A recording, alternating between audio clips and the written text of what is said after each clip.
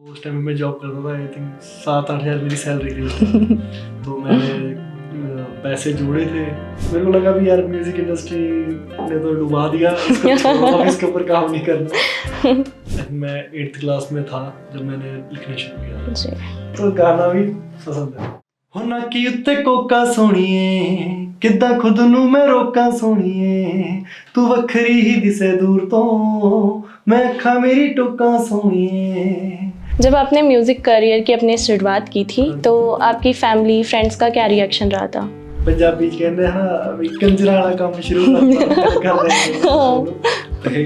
Shocking था। उस गाने के पीछे ऐसा था भी हम लोगों ने गाना तैयार किया था। हाँ। 1 साल बाद वो गाना गजेंद्र वर्मा ने सिंग किया। मैंने बोला भी मैं म्यूजिक इंडस्ट्री छोड़ चुका हूँ, बोले भी नहीं भी एक गाना सिर्फ ले दो। लिंक्स नहीं मिलते इंडिपेंडेंट आर्टिस्ट को जल्दी। स्टूडियो या स्टेज? स्टूडियो। लव सॉन्ग्स या सैड सॉन्ग्स? वैसे सैड सॉन्ग क्योंकि उसके अंदर सच ज्यादा होता है। लव सॉन्ग ख्याली होते हैं। रियल लाइफ या रियल लाइफ? बंदे को रियल ही रहना चाहिए, पर आजकल लोग जो दिखता है वही दिखता है। तो दिलजीत दोसांझ या honey Singh? Favourite Punjabi actress? मैंने यही एक्सपेक्ट किया था। बीजेपी या Congress? Favourite place to hang out? नमस्कार दर्शकों, आप देख रहे हैं भारत रफ्तार टीवी और मैं हूं गरिमा। आज हमारे साथ मौजूद हैं एक ऐसे आर्टिस्ट जिन्होंने अपने टैलेंट और मेहनत के दम पर पंजाबी म्यूजिक इंडस्ट्री में अपनी अलग ही पहचान बनाई है। एक पंजाबी सिंगर, लिरिसिस्ट जिन्होंने टी सीरीज जैसे बड़े म्यूजिक लेबल के साथ काम किया है। इन्होंने यार बना ले जैसे गाने लिखे हैं जिन्हें गजेंद्र वर्मा ने अपनी आवाज दी है। इसके अलावा इनके कई सिंगल्स जैसे फोटो, कोका, जादूगरी लोगों के बीच काफी पसंद किए गए हैं। हाल ही में इन्होंने एक album it's my time release किया था जिसका गाना कोहिनूर दर्शकों द्वारा बहुत पसंद किया जा रहा है। इन्हें बादशाह, परमीश वर्मा जैसे बड़े कलाकारों के साथ शो परफॉर्म किया और ये गुरी, गजेंद्र वर्मा, एमी विर्क जैसे फेमस आर्टिस्ट के साथ भी काम कर चुके हैं। तो आइए आज के हमारे इस खास इंटरव्यू में जानते हैं इनके म्यूजिक जर्नी, स्ट्रगल और आने वाले प्लान्स के बारे में। स्वागत है आपका हरमन कलसी हमारे भारत रफ्तार में। नमस्कार। कैसे हैं आप? मैं बढ़िया।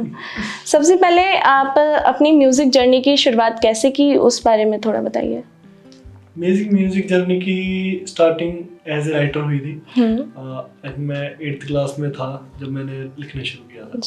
फिर धीरे धीरे आगे बढ़ते रहे, काम करते रहे। लोगों का प्यार मिलता रहा। आप सिंगर भी हैं और लिरिसिस्ट भी हैं, तो आपको कौन सा वाला लिरिसिस्ट ज़्यादा लिरिक्स लिखना ज़्यादा पसंद है या गाना गाना ज़्यादा पसंद है? वैसे तो गाना लिखना ज़्यादा पसंद है, पर लोग लिखने वाले को इतनी तवज्जो नहीं देते, इसलिए तो गाना भी पसंद है। मतलब देखा जाए तो लिखना मेरी फर्स्ट प्रायोरिटी है, क्योंकि गाने का बेस ही लिखना होता है। Okay, nice. जब आपने म्यूजिक करियर की अपनी शुरुआत की थी तो आपकी फैमिली फ्रेंड्स का क्या रिएक्शन रहा था? फैमिली का तो बहुत गंदा रिएक्शन था, क्योंकि एक्चुअली पंजाबी कहते हैं अभी कंजरा वाला काम शुरू कर देंगे। पर फ्रेंड्स काफ़ी सपोर्टिव थे, उन्होंने काफ़ी सपोर्ट किया मेरे को। पर धीरे धीरे जैसे जैसे ग्रो होते रहे तो उनको पता लग गया भी ये म्यूजिक इंडस्ट्री में ही जाना चाहता है, तो फिर उनका धीरे धीरे सपोर्ट होने लग गया। तो मैटर ये नहीं करता भी घर वालों का सपोर्ट पहले था या नहीं, लास्ट में क्या है, उनका सपोर्ट मिल रहा है। सही है। जब आपने गजेंद्र वर्मा के लिए गाना लिखा था और टी सीरीज जैसे बड़े लेबल के साथ काम किया, तो आप कैसा महसूस कर रहे थे?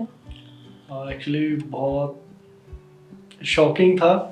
उस गाने के पीछे ऐसा था भी हम लोगों ने गाना तैयार किया था। 1 साल बाद वो गाना गजेंद्र वर्मा ने सिंग किया था। 1 साल? इतना टाइम कैसे? पहले हम लोगों ने वो गाना, मेरे पास एक्चुअली मेरे क्लाइंट थे न्यूयॉर्क से, चेतन करके इनका नाम, उन्होंने मेरे को कांटेक्ट किया था भी मेरे पास एक बीट है, उसके ऊपर कुछ लिखना है। तो उस टाइम तक मैं म्यूजिक इंडस्ट्री छोड़ चुका था। उसके पीछे भी एक कहानी है, हम बात करेंगे उससे रिलेटेड, हम लोग बात करेंगे उससे रिलेटेड। तो फिर उनको मैंने बोला भी मैं म्यूजिक इंडस्ट्री छोड़ चुका हूँ, बोले भी नहीं भी एक गाना सिर्फ लिख दो। फिर मैंने वो गाना लिखा, हम लोगों ने तैयार किया। फिर उसकी डमी हम लोग बहुत से सिंगर्स के पास लेके गए, तो काफ़ी सिंगर्स ने उसको पसंद भी किया। फिर हम लोगों ने फाइनल डिसाइड किया भी गजेंद्र वर्मा को पसंद आया, तो उनसे गवाते हैं। अच्छा, सही है। क्या कहानी थी उसके पीछे, वो भी बता दीजिए आप। अच्छा, उसके पीछे ऐसा कहानी थी, जब मैंने फर्स्ट 2-3 गाने मेरे हिट गए थे एज ए गोस्ट राइटर, है ना, तो फिर मेरे को लगा भी यार मैं कर सकता हूँ, मतलब इंडस्ट्री के अंदर मेरे गाने चल सकते हैं, मेरे को एज ए सिंगर आने चाहिए, क्योंकि मेरे को एज ए लिरिस्ट बहुत टाइम लग जाएगा लोगों को जानने में। तो यहाँ की जयपुर की कंपनी थी, तो उनके साथ मैंने काम शुरू किया। तो उन्होंने बोला भी हम एक ट्रैक तैयार करते हैं ऐसे ऐसे करके। तो उस टाइम में जॉब करता था, आई थिंक 7-8 हज़ार मेरी सैलरी थी उस टाइम। तो मैंने पैसे जोड़े थे 40 हज़ार, उस टाइम तो बहुत ज़्यादा होते थे, 2016-17 के आसपास। तो उन्होंने बोला भी हम लोग तैयार करते हैं, वीडियो का पैसा हम उठाएंगे और वीडियो का पैसा हम लगा देंगे, और जो प्रमोशंस का वो अपन 50-50 कर लेंगे, या फिर अगर गाना अच्छा बना तो हम लोग देख लेंगे। हाँ, ठीक है। तो मैं पंजाब गया, लुधियाना से मैंने गाना तैयार कराया। गाना तैयार होने के बाद वो आया 30,000 का, तो सिर्फ ऑडियो ही हुआ था उस टाइम। तो मेरी सेविंग ही 40-50 हज़ार की थी। तो मेरे को लगा इतने कम हो जाना चाहिए, लेकिन वो ऑडियो इतने में उस टाइम पे तैयार हुआ था। तो ऑडियो तैयार करवा के लेके आए, तो उन्होंने शूट वगैरह किया। तो उन्होंने बोला बीच में शूट में पैसे कम पड़ गए, फिर मैंने किसी से उधार लिए, फिर मैंने लोन उठा लिया। उस टाइम पे होम क्रेडिट चलता था, फिर वो मैंने लोन उठाया और उनको पेमेंट वगैरह किया, ऐसे करके। फिर एट द एंड जब वो प्रेस कॉन्फ्रेंस वगैरह हुई और गाना जब रिलीज होना, तो उससे एक वीक पहले पता लगा वो कंपनी ही फ्रॉड है, मतलब वो कंपनी ही निकल गई। तो फिर हम लोगों ने वापस तैयार कराया। फिर मेरे को लगा भी यार म्यूजिक इंडस्ट्री ने तो डुबा दिया, इसके ऊपर काम नहीं करना।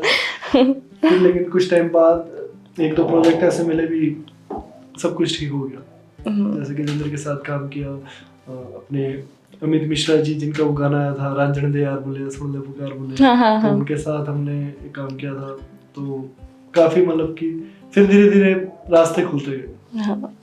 तो मेरा अगला क्वेश्चन भी इसी पे ही था कि इंडिपेंडेंट आर्टिस्ट के तौर पे आपको क्या क्या चैलेंजेस फेस करने पड़ते हैं। फर्स्ट तो फाइनेंस ही हो गया। हाँ जी। और भी कोई लिंक्स नहीं मिलते हैं इंडिपेंडेंट आर्टिस्ट को जल्दी एक टीम होती है या किसी लेवल के थ्रू बंदा जाता है तो उसको जल्दी कैच कर लिया जाता है, ना उसकी पीआर उस तरीके की होती है, लोग उसको जल्दी जानने लग जाते हैं क्योंकि लिंक्स बन जाते हैं इंडस्ट्री के अंदर। इंडिपेंडेंट आर्टिस्ट के अंदर ये चीज़ें बहुत मुश्किल है क्योंकि बंदा एक तो ऑलरेडी जो काम करना है उसको उसके लिए फाइनेंस चाहिए, फिर ऊपर से समझना ऐसा होता है किसी को फैमिली का सपोर्ट नहीं मिलता है तो और ज़्यादा मुश्किल हो जाता है, फिर उसको स्ट्रगल काफ़ी ज़्यादा लंबा करना पड़ता है। कभी ऐसा मन में ख्याल आया हो कि वो तो आ ही चुका आपके मन में कि म्यूजिक इंडस्ट्री छोड़ ही देनी चाहिए, वो तो क्या है, बट अभी आपको कौन सा सिंगर ऐसा आप एडमायर करते हो, किस सिंगर को?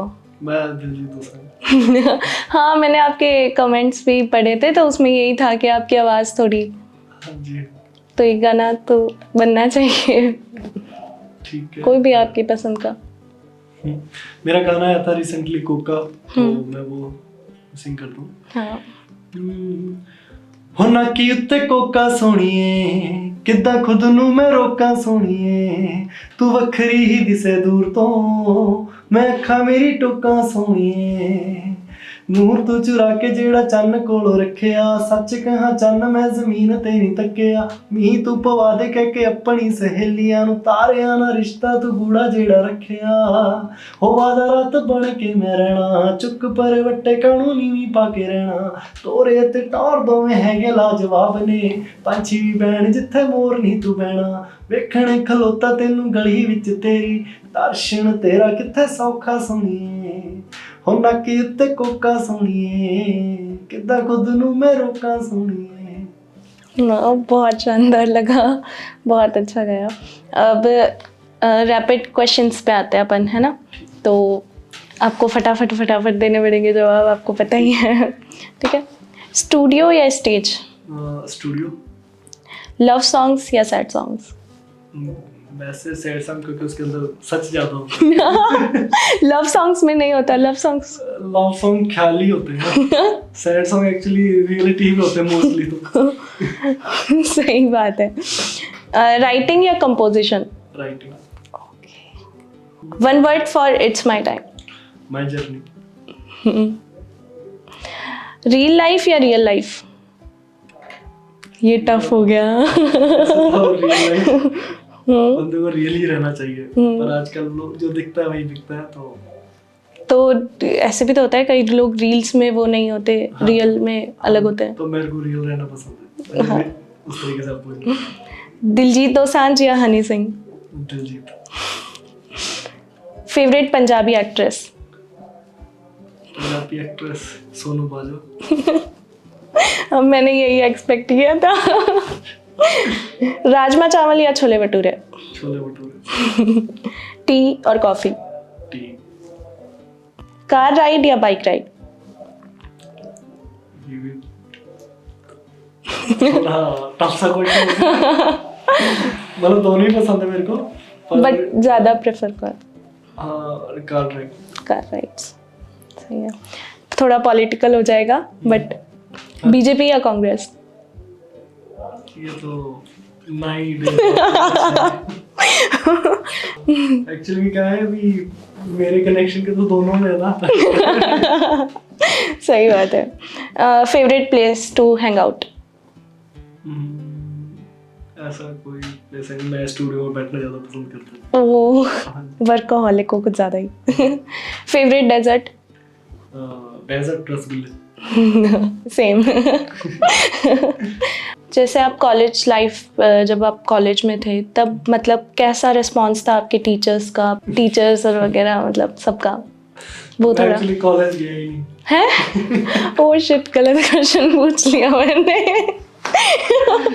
हाँ मुझे पहले किया है। हाँ। मैंने प्राइवेट किया है, मतलब अपनी जो प्राइवेट डिग्री होती है वैसे जी। तो मैं उस टाइम पे जॉब करता था। हाँ। एक्चुअली